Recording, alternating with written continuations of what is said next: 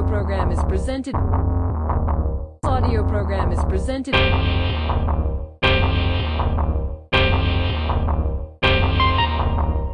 Wherever you are.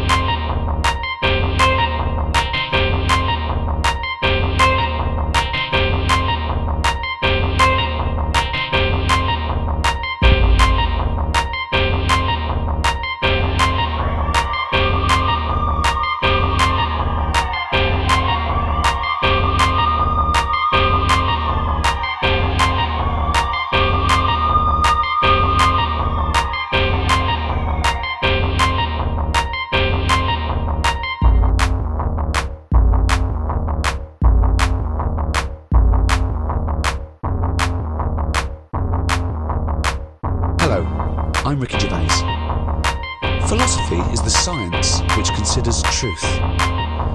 So said Aristotle, one of the great forefathers of Western philosophy.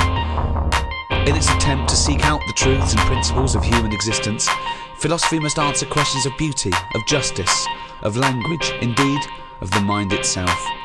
To help me consider some of the core concepts and presumptions of philosophical inquiry, I'm joined by Stephen Merchant, graduate of the University of Warwick, an award-winning writer.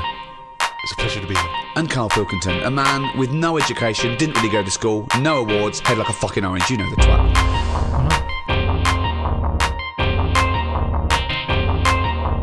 To me, philosophy might be the greatest subject of all academic subjects, the mother of science, asking the big questions, why are we here, how do we live? But it's been sort of mugged and kidnapped by those people who put rubbish under the umbrella of philosophy. Right. Cod philosophy. I went to a library once, I looked in the philosophy section, and there was a book by Doris Stokes. Doris Stokes being, for those that don't know, a medium who said she was talking to the dead. There's crystals, feng shui.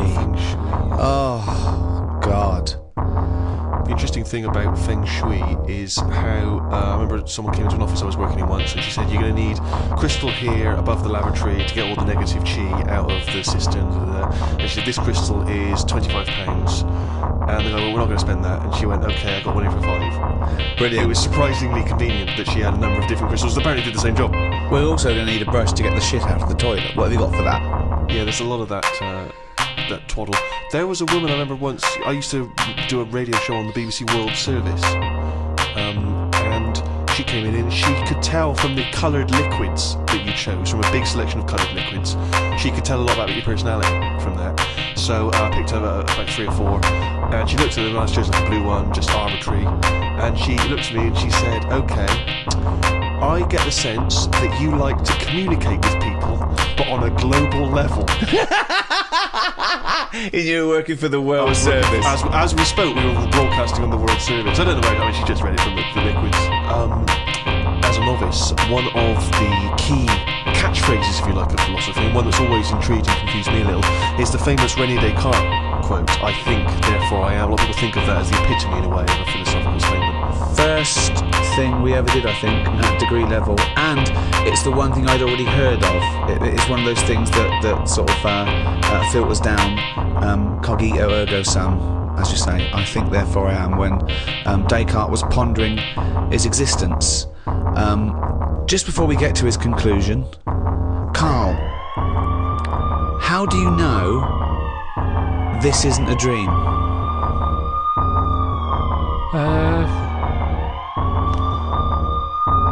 Just because I haven't been sleeping that well.